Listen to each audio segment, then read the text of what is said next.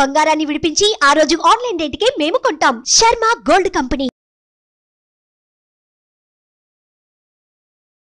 నమస్కారం, welcome to Suman TV. నేను గీతాంజలి.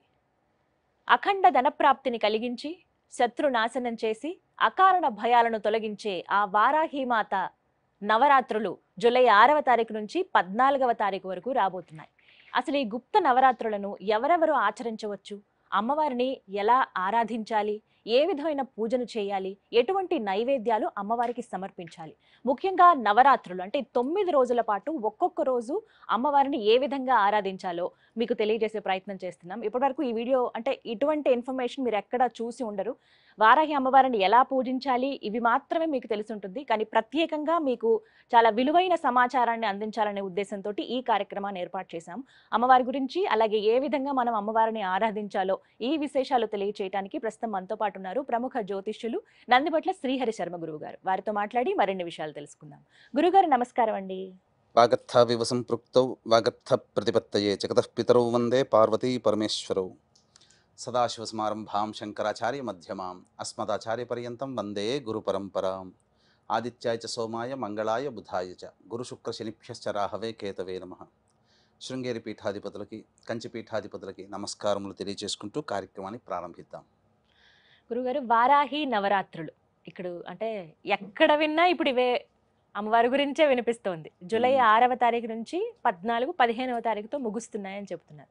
అయితే అమ్మవారి ఉగ్రదేవత, ఆవిడ్ని పూజించే విధానం చాలా ప్రత్యేకంగా ఉంటుంది. పూజ చేయాలంటే ఇన్ని నియమాలు పాటించాలని రకరకాలుగా అందరూ చెబుతూ ఉన్నారు. అయితే మీరేమైనా చెప్తారు? ప్రధానంగా అమ్మవారిని అసలు ఎలా పూజించాలి? అమ్మవారు ఉగ్రదేవత కాబట్టి శాంతించే రకంగా పూజ చేయాలా, ఇంట్లోనే పూజ చేసుకోవచ్చా, కేవలం ఆలయాల్లో చేయాలా, ఇంట్లో చేస్తే ఎలా చేయాలి, అసలు ఎవరు పూజను ఆచరించాలి, మహిళల పురుషుల, ఇలా ఎన్నో సందేహాలు ఉన్నాయి. వాటిని నివృత్తి చేయగలరు? తప్పకుండానమ్మా. వీక్షించేటువంటి సుమన్ టీవీ ప్రేక్షకులుగా గమనించాల్సిన అంశం ఏంటంటే, ఈ కార్యక్రమంలో వారాహి అమ్మవారి యొక్క సమగ్రమైనటువంటి వివరణ మీకు అందివ్వడం జరుగుతుంది. ఇంతవరకు సుమన్ టీవీ ప్రేక్షకులు చాలా అదృష్టవంతులని చెప్పవచ్చు. ఎందుకనంటే ఇంతవరకు ఏ ప్లాట్ఫామ్ మీద కూడా సోషల్ మీడియాలో చాలా విషయాలు చెప్పుకోలేదు. కానీ మనం ఈ కార్యక్రమంలో అమ్మవారికి సంబంధించినటువంటివి చాలా విషయాలు మనం తెలుసుకోబోతున్నాం.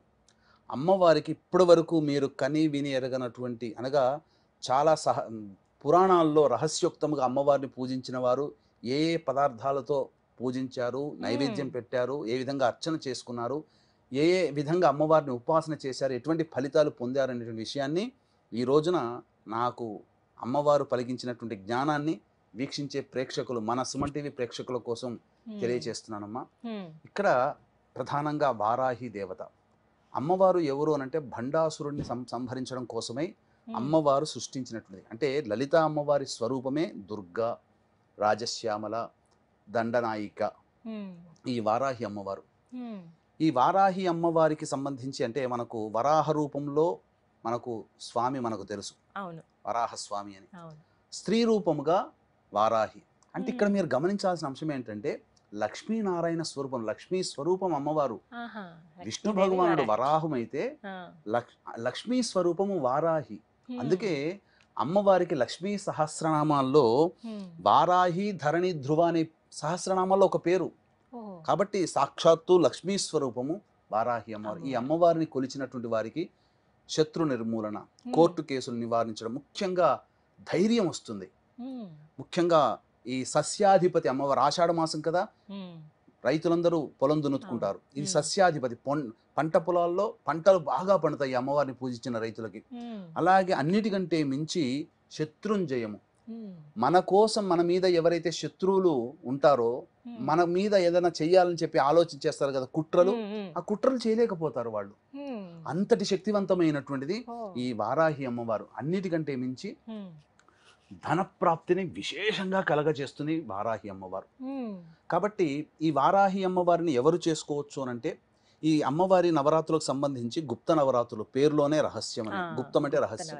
కాబట్టి ఒకప్పుడు కేవలం ఉపాసనా పరులైనటువంటి వ్యక్తులు మాత్రమే చేసుకున్నటువంటి యొక్క వారాహి నవరాత్రులు ఇప్పుడు సామాన్య బాహుళ్యంలోకి వెళ్ళింది. కాబట్టి ఎవరైనా చేసుకోవచ్చు, దేవతని ఉపాసించడానికి ఎవరైనా చేయవచ్చు. కాకపోతే చేసే విధానంలో ఉన్నప్పుడు మాత్రము దానికి తగ్గ వాళ్ళు మాత్రమే చేయాలి. ఇప్పుడు అటం బాంబు ఉందమ్మా, దాన్ని నిర్వీర్యం చేయాలి.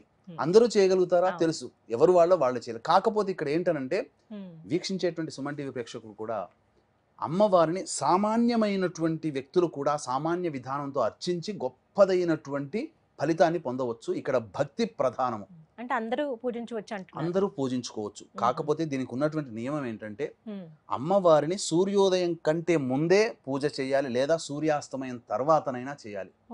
చేసేటప్పుడు ఖచ్చితంగా ఉదయం ఎలాగో దంతధావనం, పళ్ళు తోముకుంటాం, సాయంత్రం పూట చేసే వాళ్ళు కూడా దంతధావనం చేసుకునే శుచిగా అమ్మవారిని ఆరాధించాలని శాస్త్రం చెప్పబడుతుంది. ఇక్కడ అది ప్రధానం. అయితే ఇక్కడ ఉద్యాపన 14వ తారీఖు చేసుకోవచ్చా, 15వ తారీఖు చేసుకోవచ్చా అనేటువంటి ఆలోచన కూడా ఉంది. 14వ తారీఖు రోజున సూర్యోదయానికి అష్టమి ఉంది, సూర్యాస్తమయం తర్వాత నవమి వస్తుంది. సాయంత్రం పూట పూజ చేసుకునే వాళ్ళు 14వ తారీఖుకి ఉద్యాపన చేసుకోవచ్చు. ఉదయం పూట పూజ చేసుకునే వాళ్ళు 15వ తారీఖు రోజున పూజ చేసుకోవాలి. ఇక్కడ స్త్రీ పురుషులు ఎవరైనా చేయవచ్చునమ్మా. అయితే ఇక్కడ ఈ రోజున మనం చెప్పుకోబోయేటువంటి వారాహి సంబంధించినటువంటి దాంట్లో వీక్షించేటువంటి సుమన్ టీవీ ప్రేక్షకులు కూడా ఏమాత్రం కూడా ఈ కార్యక్రమాన్ని స్కిప్ చేసుకోకండి, మిస్ అవ్వకండి. ఎందుకనంటే 9 నవరాత్రులలో 9 రోజుల పాటు సుమన్ టీవీ వాళ్ళు మీకు చక్కటి వివరణని ఇవ్వడానికి ప్రయత్నం చేస్తున్నాం. కాబట్టి ప్రతిరోజు అమ్మవారికి ఒక్కొక్క వారాహి రూపం ఉంటుంది.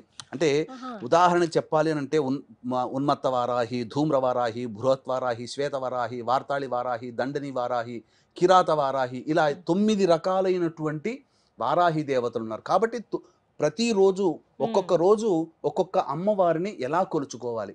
మొదటి రోజున అమ్మవారు ఏ రూపంలో ఉంటుంది, ఆ రూపాన్ని ధ్యానం చేసుకుంటూ ఆ అమ్మవారిని స్తుతించుకుంటూ పూజ చేయండి. పూజా విధానం కూడా మనం తెలియజేద్దాం. అలాగే రెండో రోజు అమ్మవారిని ఇలా ధ్యానం చేసుకొని పూజ చేయండి. రెండో రోజు ఎటువంటి ఫలితాలు కలుగుతాయి, మూడో రోజు పూజ చేస్తే ఎటువంటి ఫలితాలు, ఇలా 9 రోజులు పూజ చేస్తే మానవుడి యొక్క సకలాభీష్టాలు తొలగిపోవడానికి ఈ అమ్మవారి యొక్క నవరాత్రులు చాలా మేలు చేస్తుందని చెప్పవచ్చు. ఇక మనం వివరాల్లోకి వెళ్ళినట్లయితే ప్రధానంగా ఈ అమ్మవారిని గర్భవతులు చేసుకోవచ్చు అనే ఆలోచన కూడా ఉంటుంది. అయితే కొన్ని ఆచార ప్రకారం అమ్మ 5వ నెల పడిన తర్వాత పురిటి సూతకంతో సమానం, కొన్ని ఆచారాల ప్రకారం 7వ నెల పడిన తర్వాత పురిటి సూతకం సమానం.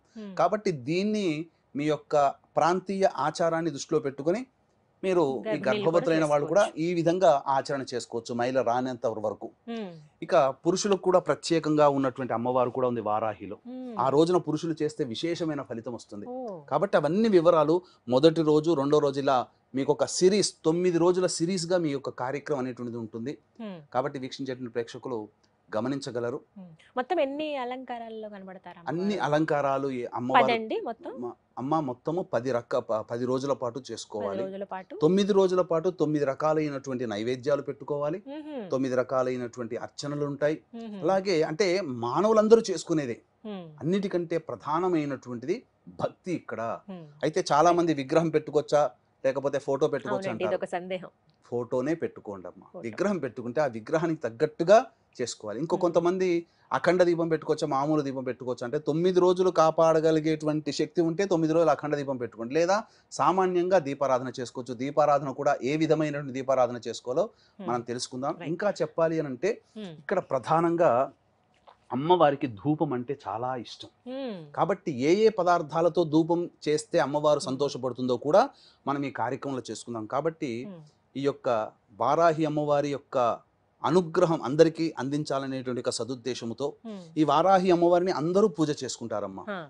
ఈ యొక్క వారాహి అమ్మవారికి సంబంధించి పూజ చేసేటప్పుడు మనం చెప్పుకున్నాం కదా, 12 నామాలని శక్తి ఉంటే 108 సార్లు 12 × 108 సార్లు ప్రతిరోజు పారాయణం చేయడం, లేదా 54 సార్లు, లేదా కనీసం 27 సార్లైనా 12 నామావళిని పారాయణం చేయాలి. దీనితో పాటుగా అమ్మవారి యొక్క సంపూర్ణమైనటువంటి అనుగ్రహం కలగాలి అని అంటే ఖచ్చితంగా ప్రతిరోజు లలితా సహస్రనామ పారాయణం అనేటువంటిది చేయండి. గురుగారు, హోమం నిర్వహిస్తున్నామని చెప్పారు జూలై 15వ తారీఖున, ఆ వివరాలు తెలియచేయండి. జూలై 15వ తారీఖు రోజున ఈ వారాహి సంబంధించి భగవంతుడు అనుగ్రహిస్తే 9 రకాలైనటువంటి వారాహి అమ్మవారి యొక్క హోమాది కార్యక్రమాలు చేయించడం జరుగుతుంది. లేదా ఖచ్చితముగా వారాహి అమ్మవారి హోమము, ప్రత్యంగిర హోమము, బగళాముఖి హోమము, రాజశ్యామల హోమములు ఖచ్చితంగా కేవలం 1500 రూపాయల రుసుముకుతో ఈ యొక్క హోమాది కార్యక్రమాలు జరిపించడం జరుగుతుంది. ప్రధానంగా ఆ 15వ తారీఖు రోజున రాత్రి 9 గంటలకి కార్యక్రమం ప్రారంభమవుతుంది. కాబట్టి వీక్షించేటువంటి సుమన్ టీవీ ప్రేక్షకులు సాయంత్రం 7 లోపల వరకు కూడా గోత్రనామాలు నమోదు చేసుకునే అవకాశం ఆ 15వ తారీఖు రోజున 15వ తారీఖు వరకు కూడా ఉంటుంది. అవకాశం ఉంటే ముందుగానే ఈ యొక్క కార్యక్రమం చూసినప్పుడు వెనువెంటనే చేసుకోవాలనే సంకల్పం ఉంటే వెనువెంటనే చేసుకోండి. ఈ హోమంలో పాల్గొనడం ద్వారా శత్రునాశనం జరుగుతుంది, ధనప్రాప్తి కలుగుతుంది, ఉద్యోగం లభిస్తుంది, కోరిన కోరికలు లభిస్తాయి. ముఖ్యంగా భూగృహ వసతులు ఈ అమ్మవారిని పూజించడం ద్వారా కలుగుతుంది. సకల సంతోషాలు కలుగుతాయి. ముఖ్యంగా భయముతో కూడుకున్నటువంటి జీవితం మన నుంచి వెళ్ళిపోతుంది. ధైర్యంగా బతకగలుగుతాం. విలువైన సమాచారం ఇది. ఎవరైతే హోమంలో పాల్గొనాలనుకుంటున్నారో వారికి గురువుగారి నెంబర్ స్క్రీన్ మీద డిస్ప్లే చేస్తామండి. కాల్ చేసి మీరు వివరాలు కనుక్కోండి. ఏ హోమం అయితే మీరు చేయించుకోవాలనుకుంటున్నారో కేవలం 1500 రూపాయలకి హోమాన్ని నిర్వహిస్తున్నారు. మీ పేరు అలాగే గోత్రాలు కూడా మీరు నమోదు చేయించుకోండి. గురువుగారు, అసలు వారాహి అమ్మవారికి పూజ ఏ విధంగా చేయాలండి ఈ 9 రోజుల పాటు నవరాత్రుల్లో? వారాహి అమ్మవారికి పూజ ప్రధానంగా లలితా అమ్మవారి చిత్రపటము కానీ లేదా చిన్నపాటి స్ఫటికంతో కానీ వెండితో కానీ ఇత్తడితో కానీ బంగారంతో కానీ ఉన్నటువంటి శ్రీచక్రాన్ని ముందు ప్రతిష్ఠించుకోవాలి. తర్వాత ఆ లలిత అమ్మవారి ముందర కలశం పెట్టుకునే ఆచారం ఉంటే కలశం పెట్టుకోండి. లేకపోతే కనీసము ఒక పక్కన అమ్మవారికి ఒక పక్కన రాజశ్యామల, ఒక పక్కన వారాహి అమ్మవారి చిత్రపటం పెట్టుకోండి. ఈ 3 దేవతలు ఉండాలి ఖచ్చితంగా. అమ్మవారికి ఈ 3 దేవతలకి కూడా పసుపు కొమ్ముల మాల వేయండి. చెప్తాను ఎందుకు ఆ పసుపు కొమ్ముల మాల అనేటువంటిది. ఇక సూర్యోదయం కంటే ముందే ఈ అమ్మవారి పూజ చేసుకోవాలి, లేదా సూర్యాస్తమయం తర్వాతనైనా పూజ చేసుకోవాలి. ముందుగా ఈ అమ్మవారికి దీపారాధన ఎలా చేయాలి? దీపారాధన అమ్మవారికి కందగడ్డలో దీపారాధన చేస్తే చాలా సంతోషిస్తుందటమ్మ. కాబట్టి కందగడ్డ దొరుకుతుంది కదా, దానిపైన చక్కగా కడిగి దానిపైన కొద్దిగా చెక్కు తీసేసి దాంట్లో మన దీపపు కుంది ఎలా ఉంటుందో ఆ విధంగా కందగడ్డను చేసుకోవాలి, కొంత తీసేసుకోవాలి. అందులో ఇప్ప నూనెతో కనుక అమ్మవారికి దీపారాధన చేస్తే ఇంకా సంతోషిస్తుందట. కాబట్టి విప్ప నూనెతో దీపారాధన చేయండి. చేసిన తర్వాత ఈ అమ్మవారికి ప్రధానంగా నీలి రంగు ఆవాహన చేసుకుంటారు కదా, అర్చన అవన్నీ చేసుకుంటారు కదా. ఈ అర్చనలో భాగంగా నీలి రంగు పుష్పాలతో కానీ, అంటే నీలి రంగు చామంతి, శంఖ పుష్పి నీలి రంగు, లేదా ఈ విప్ప పూలతోనైనా కానీ అర్చన చేస్తే అమ్మవారు చాలా సంతోషిస్తుందట. ఇక ప్రధానంగా గమనించుకున్నట్లయితే నైవేద్యాలలో ఏం నైవేద్యాలు పెట్టాలని చాలా మంది అంటుంటారు. ఈ అమ్మవారికి బెల్లం పానకం అంటే మహా ఇష్టం. కాబట్టి బెల్లం పానకం, నువ్వులతో చేసిన లడ్డూలు, అందున ఇలాచి ఆవు నేతితో చేసిన నువ్వుల లడ్డూలు పెట్టాలి. ఎర్రటి పండ్లు అంటే దానిమ్మ పండ్లు పెట్టాలి. ముఖ్యంగా ఒక చిన్న పాత్రలో తేనె నైవేద్యంగా పెట్టాలి. ఇవన్నీ 9 రోజుల పాటు చేసుకోవాలి. ఇవన్నీ 9 రోజుల పాటు మీరు వస్తు భాండాగారాలని తెలుసుకోవాలి. ఇక ఈ అమ్మవారికి రథం పేరు కిరిచక్రం. అంటే ఈ అమ్మవారి పూజ చేసేటప్పుడు అమ్మవారి యొక్క దేహాన్ని, రూపాన్ని మనసులో ధ్యానం చేసుకుంటూ 1000 మంది వరాహములు లాగుతుండగా అమ్మవారు ప్రయాణిస్తుందట. అందుకని ఈ అమ్మవారికి కిరిచక్రం అనేటువంటి పేరు. ఇక ఈ అమ్మవారికి విశ్వేశ్వరుడే ప్రతిష్ఠించడం, కాశీ విశ్వేశ్వరుడే వింధ్యాచలంలో ప్రతిష్ఠించాడు. కాబట్టి అంతటి అమ్మవారు ఈ వారాహి నవరాత్రులతో పాటు బాగా ఉపాసన చేసుకుంటే రేవతి నక్షత్రం వచ్చినప్పుడు ఈ అమ్మవారిని పూజ చేస్తే విశేషమైనటువంటి ఫలితం కలుగుతుంది. ఇది ఈ యొక్క విధానంగా చేసుకోవచ్చు. అయితే ఈ వారాహి అమ్మవారికి ధూపము అనంటే చాలా ఇష్టం. ఏ ఈశ్వరుడికి అభిషేకం అంటే ఇష్టం, వెంకటేశ్వరుడికి పుష్పార్చన అంటే ఇష్టం. అమ్మవార్లకి ఏ అమ్మవారికైనా ధూపం అంటే చాలా ఇష్టం. ప్రత్యేకించి ఒక్కొక్క అమ్మవారికి ఒక్కొక్క రకమైన ధూపం చేయాలి. ఈ వారాహి అమ్మవారికి ధూపం ఏంటి అని అంటే మన ఇంట్లో దొరికే వస్తువులే మనం తెచ్చుకోవచ్చమ్మా. ఏంటి ఆ వస్తువులు? ఆ వస్తువులన్నిటినీ పొడి చేసి ఆ గుగ్గిలంలో మన బొగ్గులు ఉంటాయి కదా, మనం మండుతున్నటువంటి బొగ్గుల మీద వేసి అమ్మవారికి ధూపం ఇస్తే అసలు అమ్మవారు సంతోషం ఇంత అంతా పట్టరానిదట. ఏమా ద్రవ్యాలు తెచ్చుకోవాలి అని అంటే గుగ్గిలం, సాంబ్రాణి అంటుంటాం. అది తెల్లదైనా నలుపుదైనా పర్వాలేదు. ఇక యాలకుల పొడి, ఇలాచీ పొడి అని అంటారు. ఇక పసుపు పొడి, శుద్ధమైనటువంటి పసుపు పొడి 3, తెల్ల గురువింద గింజల పొడి దొరుకుతాయి, పచారి షాపులో దొరుకుతాయి. ఇక్కడ ఇది మాత్రం దొరకకపోవచ్చు. తెల్ల ఈశ్వరి వేరు అని అంటారు, అది దొరకకపోవచ్చు. సాధ్యమైనంత వరకే మీరు తెచ్చుకోండి. ఆయుర్వేదం షాపులో ఏమైనా ప్రయత్నిస్తే దొరుకుతాయమ్మా. తెల్ల ఈశ్వరి వేరును దంచి పొడి చేసుకోవాలి. ఇక తెల్ల జిల్లేడు పువ్వుల పొడి, తెల్ల జిల్లేడు పువ్వును తెచ్చుకొని దాన్ని నీడను ఆరబెడితే పొడి చేసుకోవచ్చు. ఇక మిరియాల పొడి, కారం పొడి, శొంఠి పొడి, ఇవన్నీ వేసి అమ్మవారికి ధూపం ఇవ్వాలి. రోజుకొక్కటిగా లేదు లేదు, అన్ని కలిపి ప్రతిరోజు ధూపంలో. ఇప్పుడు మనం చెప్పినటువంటి వివరాలు ఏదైతే పూజా విధానం ఉందో అందరికీ తెలుసు. అన్ని ప్రసార మాధ్యమాల ద్వారా పూజా విధానం ఎలా చేసుకోవాలో తెలుస్తుంది. మనం ప్రత్యేకించి ఈ యొక్క సంబంధించినటువంటిది ఈ యొక్క ధూపం వేయాలి.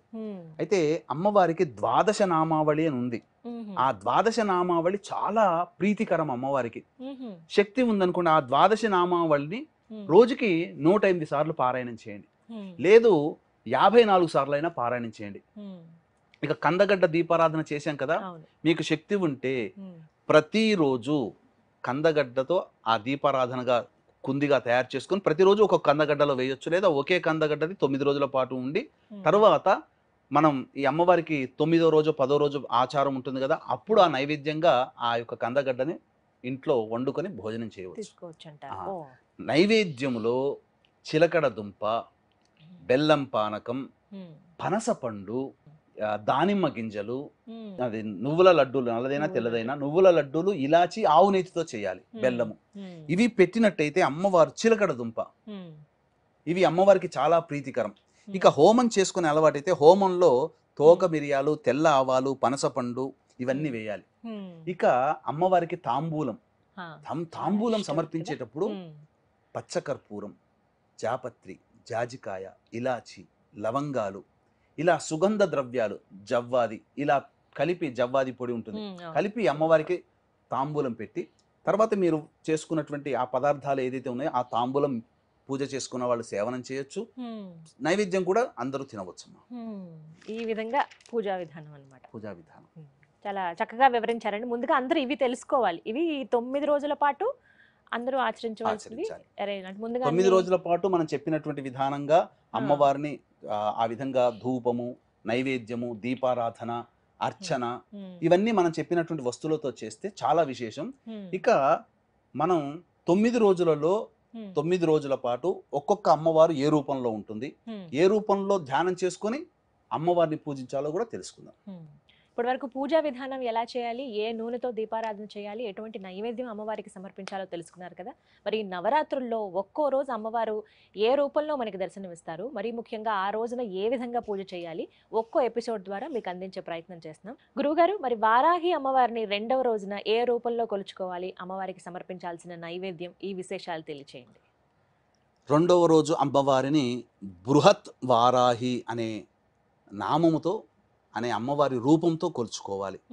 ఈ అమ్మవారిని బ్రాహ్మీదేవి రూపంలో కూడా కొలుస్తారు. కాబట్టి బృహత్ వారాహి రూపంలో 2వ రోజు అయినటువంటి వరాహ నవరాత్రులలో, అనగా ఈ గుప్త నవరాత్రులలో ఈ అమ్మవారిని పూజించడం చాలా విశేషమైనటువంటి ఫలితం. ఈ అమ్మవారికి వాహనమట సింహమట, సింహవాహన రూపమై ఉంటుంది. చేతిలో కత్తి పట్టుకొని ప్రపంచమంతా తిరుగుతుందట. అంటే దీని అర్థం ఏంటంటే మనకి ఎవరైనా ఆపద చేసే వాళ్ళని ఖండింప చేస్తుంది, అంటే వాళ్ళ ఆలోచనల్ని ఆపుతుంది అని అర్థం. అంటే దగ్గరికి కూడా రానియకుండా మనకు ఒక సైనికులాగా రక్షగా ఉంటుందని దీని భావం. కాబట్టి ఈ అమ్మవారు ఎవరితో ఉంటుందట, 8 మంది దేవతలతో కలిసి ఉంటుందట ఈ అమ్మవారు. కాబట్టి వశిష్ఠుడి యొక్క మహర్షి ప్రకారము ఈ బృహత్వారాహి మనలో ఏదో ఒక రూపంలో ఉంటుందట ప్రతిరోజు. అంటే ఏంటి, ఏదో ఒక రకంగా మనం ఆలోచిస్తే అన్ని రూపాలు పొందుతాం కదా. మనిషి ఒకే రకంగా ఒక రోజు ఉండడు కదమ్మా. ఒకళ్ళతో మాట్లాడేటప్పుడు, తల్లితో మాట్లాడేటప్పుడు ప్రేమగా, భార్యతో మాట్లాడేటప్పుడు ఒక విధంగా, ఉద్యోగంలో ఒక విధంగా, అనేక పాత్రలు ప్రతిరోజు పోషిస్తాడు కదా. ఈ అమ్మవారు కూడా అనేక రకాలుగా ఉంటుందట. కాబట్టి ఈ బృహత్వారాహి అనేది మానవ జీవితంలో నిబిడీకృతమయ్యిందని వశిష్ఠ మహర్షి సెలవించడం జరిగింది. ఇక ఈ అమ్మవారికి అసమానమైనటువంటి శక్తులు, అంటే ఎవ్వరికీ లేనటువంటి శక్తులు ఈ అమ్మవారి సొంతం. కాబట్టి ఈ అమ్మవారిని 2వ రోజు వారాహి అమ్మవారిని బృహత్వారాహి అమ్మవారి రూపంలో కొలిచిన వారికి సకలమైనటువంటి అభీష్టాలు అభీష్టాలు నెరవేరుతాయని ఈ అమ్మవారు మనకు తెలియజేస్తుంది. ఈ అమ్మవారిని పూజించడం ద్వారా మనిషికే కాదు కుటుంబం మొత్తానికి కూడా ప్రమాదాల బారిన పడకుండా రక్షిస్తుందట ఈ అమ్మవారు. కాబట్టి రెండవ రోజు వారాహి అమ్మవారిని బృహత్ వారాహి రూపంలో కొలిచినట్లయితే చాలా మంచి జరుగుతుంది. ఇక ఈ అమ్మవారికి నైవేద్యంగా ఇంతకుముందు చెప్పినట్టుగా పనసపండు, విప్ప పూలు, అలాగే చిలకడ దుంప, కందగడ్డ, నువ్వుల లడ్డూలు, ఇలాచి, ఆవునెయ్యితో చేసినవి, దానిమ్మ గింజలు, వీటన్నిటిని నైవేద్యంతో పాటుగా పులిహోర, కట్టె పొంగలి ఇవి నైవేద్యంగా పెట్టినట్లయితే అమ్మవారు చాలా సంతోషిస్తుందట.